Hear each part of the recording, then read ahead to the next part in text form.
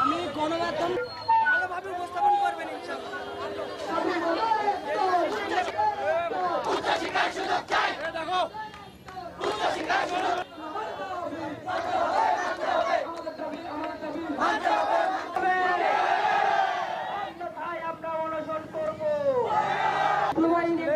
সম্পন্নকারীরা চাকুরির ক্ষেত্রে দশম গ্রেড তথা দ্বিতীয় শ্রেণীর পদমর্যাদা পেয়ে থাকেন।